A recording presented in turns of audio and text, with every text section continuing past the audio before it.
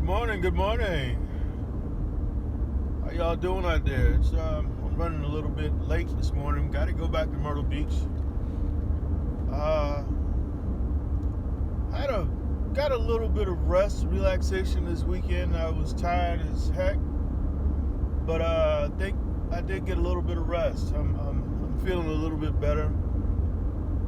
Just had my caramel frappuccino from McDonald's, so that's helping out a little bit. What I want to talk about this morning is, and this is not a shot at anybody. This is definitely not a shot at women. But I want to talk about something that a lot of men we just can't wrap our fingers around what's happening with women when it comes to one particular thing. Women,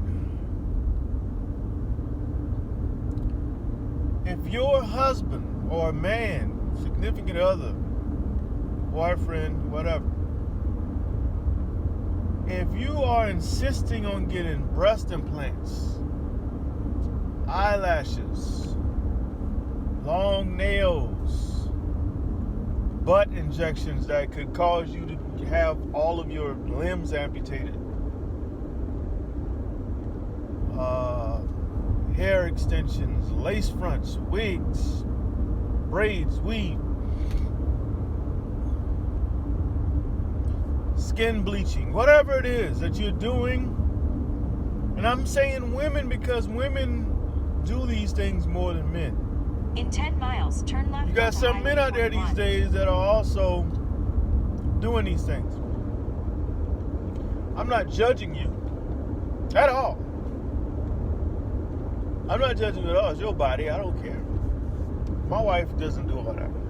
She doesn't. First of all, my wife she has long hair, so she doesn't worry about hair. She has naturally long eyelashes. She doesn't worry about all that stuff. But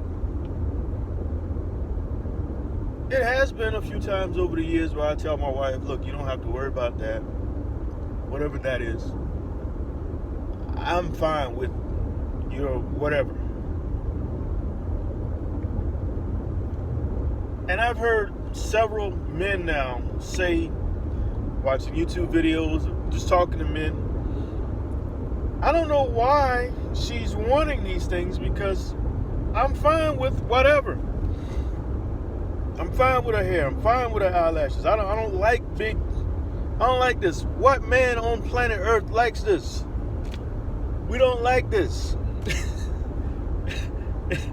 If it's a problem opening your eyes or blinking your eyes, then your eyelashes are too big. They're too big. Nobody,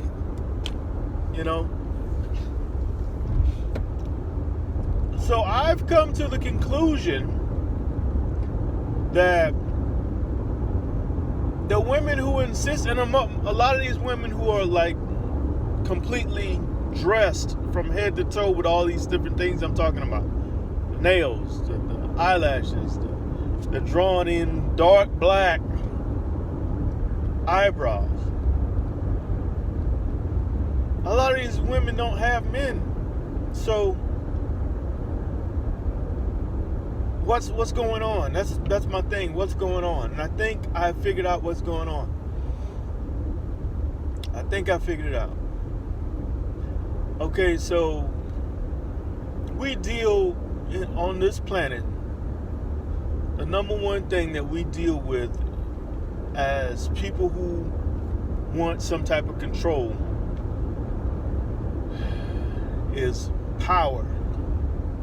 There's a power dynamic mentally, and it's all in the person's mind. They think that there's some kind of power associated with butt injections. You have a bigger butt when you walk in the room, no matter men, women, or children, all eyes are on you. That has to be the case. there is no other reason for these insane things that I'm seeing. Just like you see the little white kid with purple, now it's white, black, the purple hair, just like Dennis Rodman used to have all the patches, all the tattoos. He wanted to be noticed because there's power when people notice you. You feel power. You feel enlifted. I mean, you feel empowered. You feel like there's you don't feel as lonely as you normally would, I guess, when you have these things. So it's totally about power. It's totally about attention. We all want attention, and we all gain attention through different ways and different things that we do. Some may say, oh, well, you're seeking attention. You're making these videos now. You wasn't making videos before. Now you're making videos. And I'll say, yes, I am. I am seeking attention. Yeah. Why am I seeking attention? Well, and here's where I'm talking to myself. Because they say you don't have to worry about anything until you start asking yourself questions and answering them. I just asked myself a question, and I'm about to answer it. I'm a writer. I'm not your typical writer. I didn't go to an Ivy League school. I didn't go to college.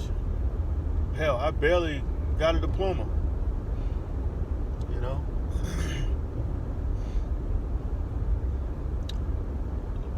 But, and with that being said,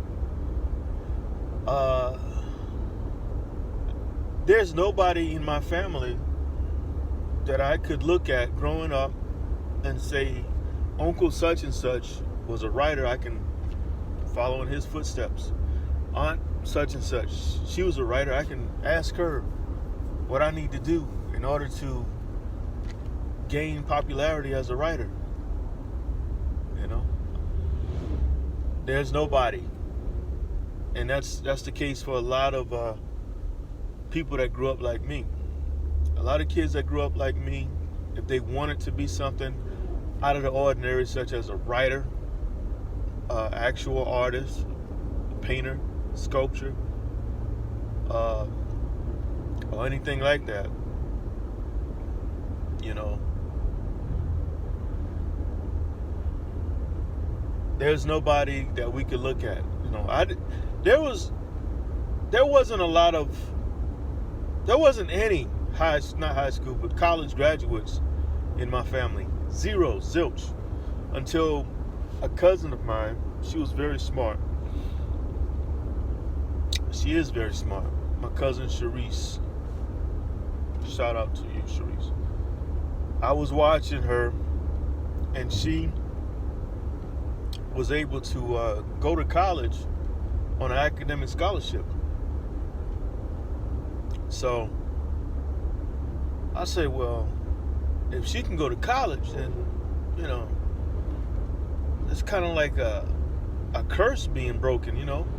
Not really a curse being broken, but it's kind of like breaking through this barrier or setting that bar up a little bit higher. So when I saw that she went to college for free off of an academic scholarship, as soon as I had kids, I was like, you know, I started preaching about academic scholarships to my wife, and then, you know, soon before you know it, all three of our kids, the first three, all went to school on academic scholarships. Now the last one, he has to get, you know, through high school, and he's doing good. He's a very smart kid. You know, those video games are you know, video games, but that's something else now, I tell you. But to get back to what I was saying, yes, I'm seeking attention. Yeah, I'll be the first to tell you. I'm trying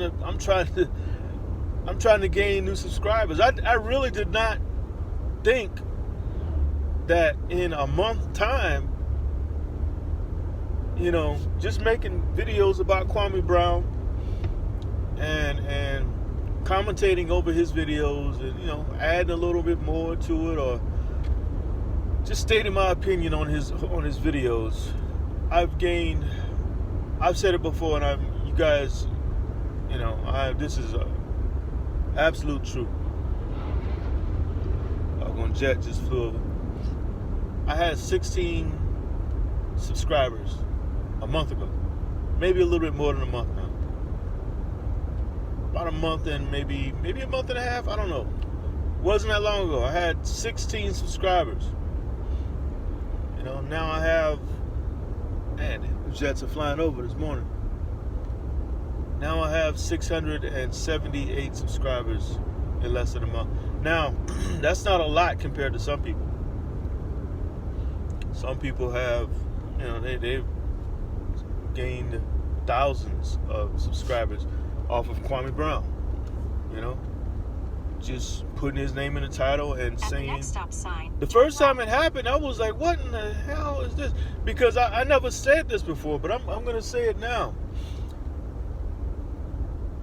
Kwame Brown, when he first got in the NBA, man, they said he was from Charleston. I was like, "What? This guy? What? We got a #1 draft pick, high school, from Charleston." Man, I fell in love with the guy before I even knew who he was. And then he got in the NBA. I watched a few games, and I know they wasn't giving him any kind of playing At the time. stop sign, turn left onto Highway Then he 41. got the label bust, And when that label fell on him, when they placed that label on him, because they did a damn good job putting that label on him. 5.8 miles, turn right onto St. Delight Road. When they put that on him, two things happened. Michael Jordan was out of the league. Well, three things happened. Michael Jordan was out of the league, so I wasn't watching the NBA like I was, when he was playing. I started getting work overseas. You can't watch a lot of basketball overseas. And when they put that label on him, I said, I'm not going to sit back and just, watch this guy go. Because in my mind, I'm like, he's not even going to be in the league long because they're calling him a bust. So my basketball, love for basketball just dwindled. It just died, So I stopped watching basketball for years. I'm talking at least 12, 15 years.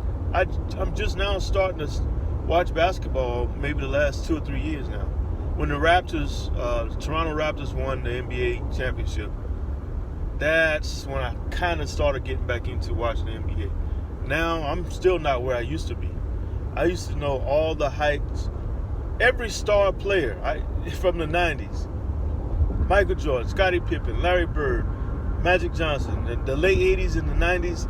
I knew the height, I knew the weights, I knew the birth dates, I knew the hometowns, I knew everything about them because I was that much. The NBA was my thing. Same thing with football, but not nearly as bad. I was obsessed. When I was a teenager, I was obsessed with basketball.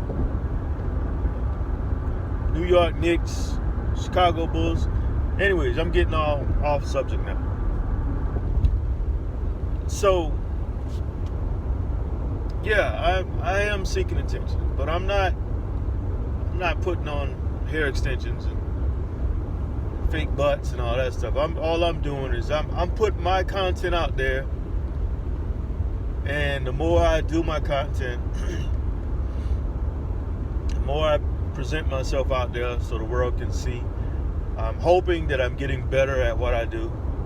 I'm hoping that I'm reaching out to some people, and I'm hoping I'm inspiring some people. I had and I hope this person don't get mad at me, but I had someone reach out to me this morning,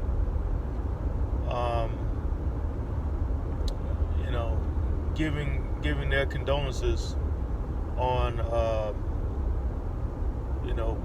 what I was saying about my aunt and everything. And this person said that they had lost a spouse and a child. 8 months, between 8 months apart. And I was like, why? Oh man, that is awful. That is awful. I can't even, So I'm hoping to uplift. I'm hoping to inspire. I'm hoping people buy my books and they see that my stories are all about uplifting and inspiring and In 2 miles, turn right onto St. Delight Road. And they give hope. That's the bottom line. My stories give hope. Sometimes to the hopeless. They're about the hopeless. My stories are about hopeless people sometimes. It's a little bit of everything in my stories, in my books. A lady told me one time, she said, you don't have a story, you have a book. It's the difference between a story and a book, because a book is, that's a lot of work. A story, not so much. I can tell you a story real quick, but I can't tell you a book.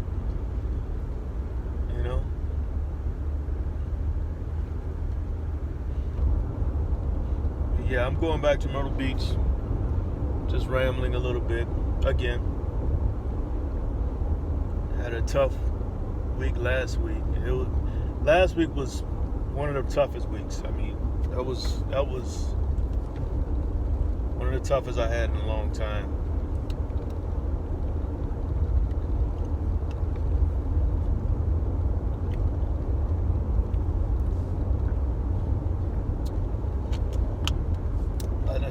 Shout out to all of my subscribers. Shout out to everybody who comment. Even the people who are, some people comment. I can't be going back and forth. Like Lil Duval said, I can't be going back and forth. Turn right onto St. Delight Road. I can't. Because some people that's what they want. They want you to go back and forth. I'm not even going to mention any names because y'all see them. Some of them are more persistent than others. I mean, some of them, they just don't want to stop. They can't make up their mind whether they're positive or negative. 1 miles. 1 minute I get a positive comment, the next minute I'm getting a negative comment. Some Bible quotes or something. It's like, what are you talking about right now?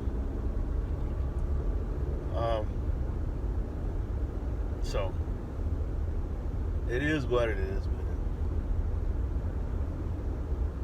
One of these days I'm gonna mount a camera on the dashboard and I'm gonna show all the countryside that I see on a daily basis. Whenever I drive to these different places, whenever I have to take the back roads, I get to see some beautiful homes, beautiful landscapes.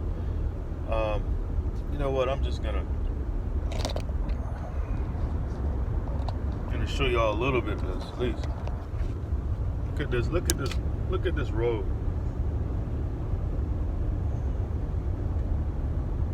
I mean, this is not much to see, but look at all these trees. For people out there that's in the city that don't get to see trees, look at all these trees. See, I see this every single day, but I remember going to Afghanistan. This person's home right here. I remember going to Afghanistan and being in Afghanistan where everything looks gray, dusty. All you see is gray mountains in the background. All you see is and everything just looks so bland and plain until you get a bomb come in and shake up everything. But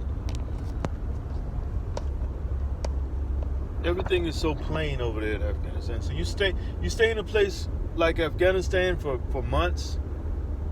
I think the longest I stayed was maybe 7 months straight. You come back and the trees are so green and pretty. You can't even, like, it takes a while to take it all in. I mean, your brain has trouble taking in all the beautiful imagery, especially if the flowers are blooming, if it's springtime, the magnolias are shiny, and crepe myrtles are blooming, and azaleas. There's so many different, in the South, there's so many beautiful features to see in the springtime. And I remember coming home from Afghanistan, it might have been Iraq, coming home, and I was literally high just from what I was seeing and smelling and hearing, because this is when I was living, I used to live like right in the middle of like this forest. Like we had trees all around us. I mean, I was deep in the country. And I would get up in the mornings and just go outside and listen to the birds sing and just take in all the different smells. It was like a good shock to my system, not a bad shock. Like I said, I would be naturally, I would like be on this natural high all day just for being home. You know? Yeah, Afghanistan is I think Afghanistan, right? You see all the stuff that's going on in Afghanistan right now. If you guys are watching the news, Afghanistan is one of those places that I can't really put into words what's going on over there. I was right in the middle. The last time I was in Afghanistan, I was right in the middle, the heart of Afghanistan. And I saw things over there. I was working as a security, not really a security officer. I can't really tell you what I was doing. In 1 mile, keep left onto St. Delight Road. I'll say this. What I saw over there,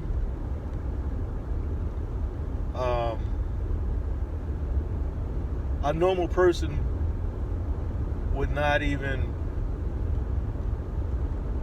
you can't even imagine some of the things I saw over there, basically. We used to do surveillance. In other words, I could see like a 20-kilometer radius. I could see out from where we were doing surveillance from the sky. It was a stationary aerostat in the sky, tethered to a platform. Keep left onto St. Delight Road. And from that aerostat, we could look down and see out in 8.6 miles, kilometers. Take a slight right turn onto High Market Street. So what we would do is we would look for people at night or in the daytime. They would do it in the day too, who would dig IEDs or dig holes in the ground and put bombs in them. Call them IEDs. And as you can see, my body is my posture is kind of tensing up a little bit because I kind of go back to those places when I talk about them. But so one morning I come on and I'm on camera, and the guys who I'm taking over their shift, I'm taking over the night shift, I'm on day shift. Taking over this shift, guys telling me, okay, it's an IED right here. The camera's already pointed to it. So we got one camera looking at that IED.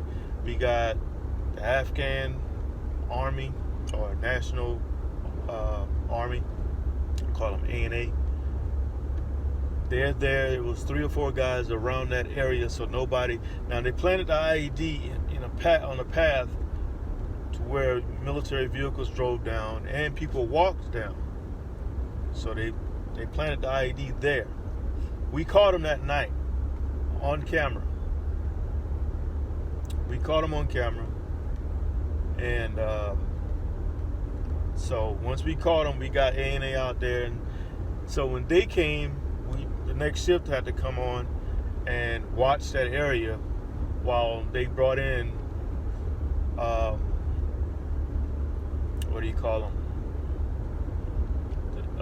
The people that disarm the bombs, what do you call them? EOD.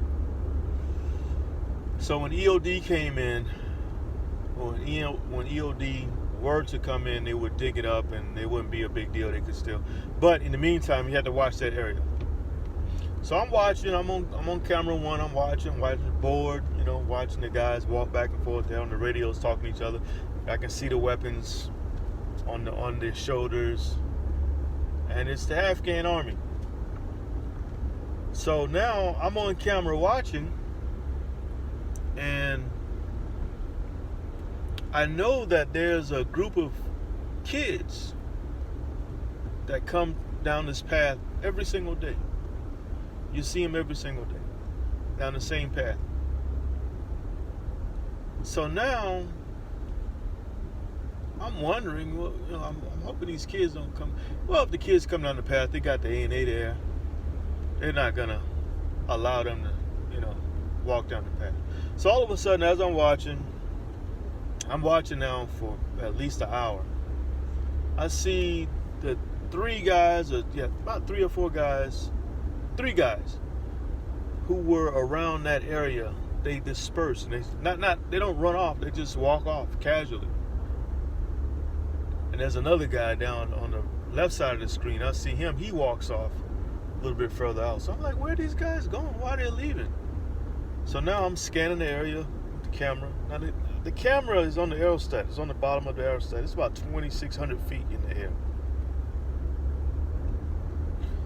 And like I said, it's on a tether.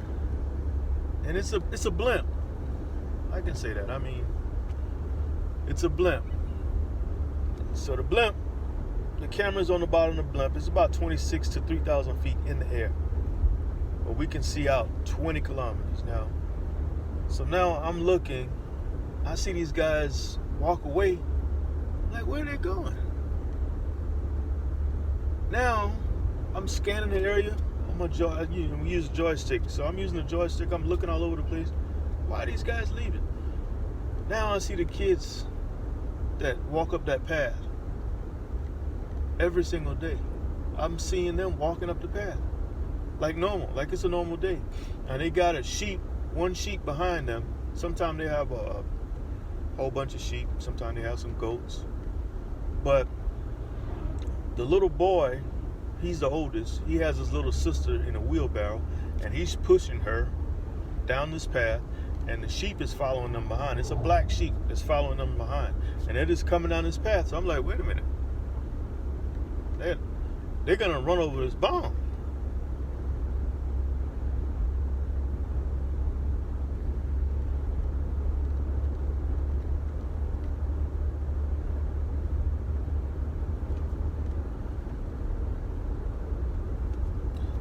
So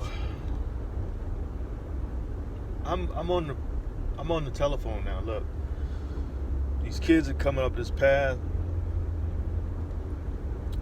We gotta get A&A back over there so we can stop these kids.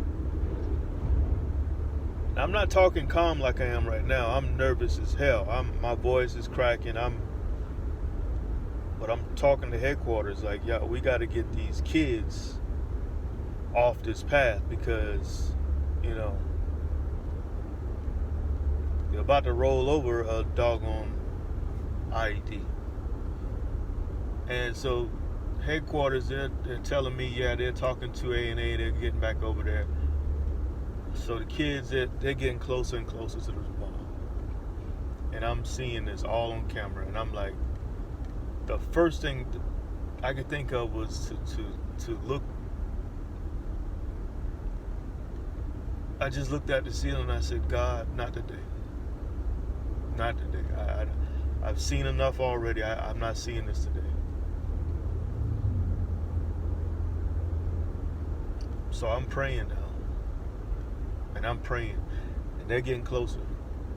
And I'm praying more intense. And they're getting closer and closer. No A&A is coming. I'm going back and forth now. Look, they're getting closer. Next thing I know, I see within 2 feet before the wheelbarrow, the front wheel of that wheelbarrow roll right over the bomb. I turn my head. And normally, when a bomb blows up, we can feel it in the GCS, in the office that where we're at. We can feel it. We can feel the impact because it's so explosive. It's so violent. Wherever the bomb is at, whether it's a mile away or in this particular day, it was about maybe a mile, maybe 2 miles away. So it wasn't that far away. Lane closure ahead on St. Delight Road in a quarter mile. You're still on the fastest route. So when the bomb goes off,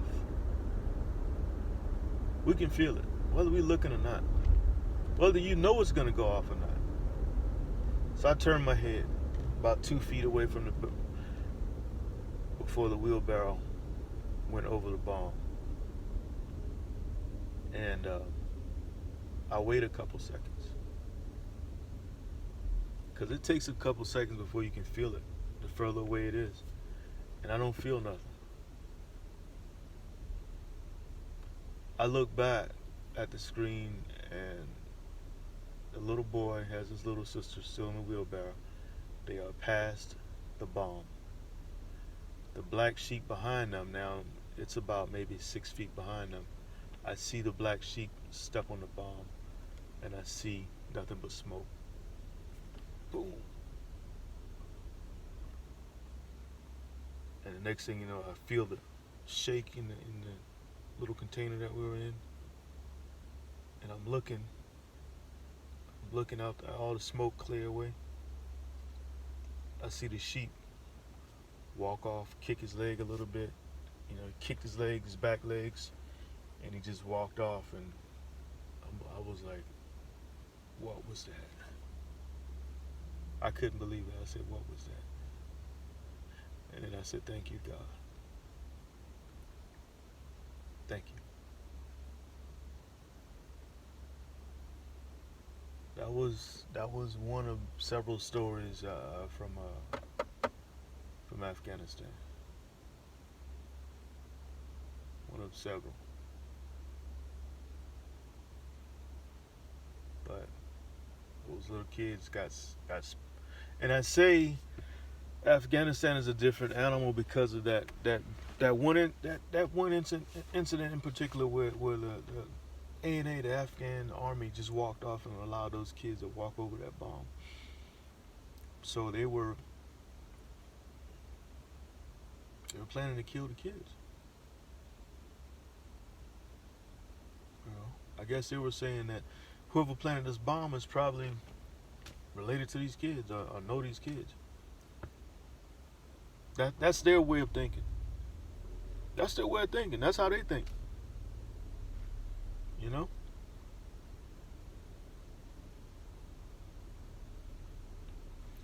So that's one of several incidents that I was witnessed to.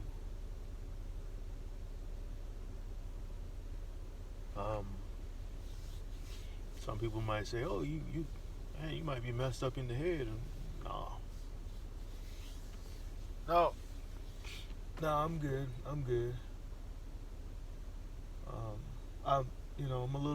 kind of tough mentally. You gotta be tough mentally. You gotta be strong.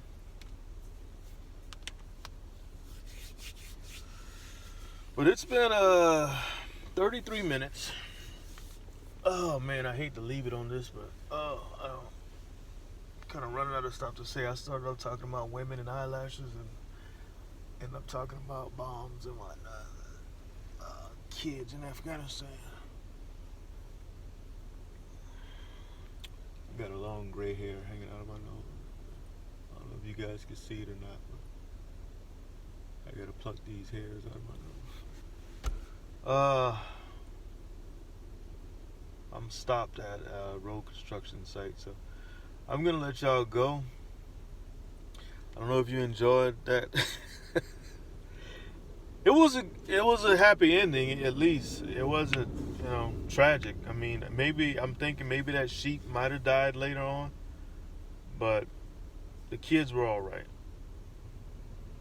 Come to think about it, I don't remember seeing the sheep again, but the sheep walked away. But the kids, I remember seeing them several times after that day, so they were good. But I'm going to go ahead and end it right here.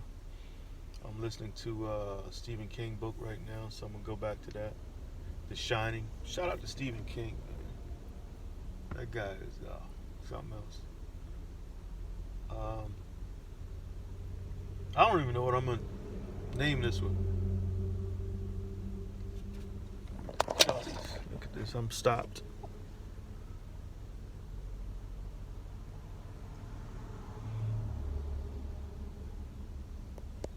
Stopped in the country. Oh.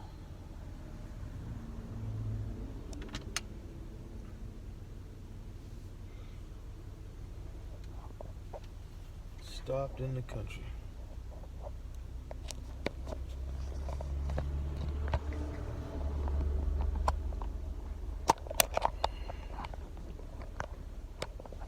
Y'all have a wonderful day. If you're liking the content, hit the like button. Subscribe if you're new. Check out my website. The next book that I'm writing, it has a few encounters dealing with Afghanistan and Iraq. This character, he's in the military. So I'll have a little bit of that in this next book. But y'all have a wonderful day. Be blessed. I hope y'all have a wonderful week. Talk to you later.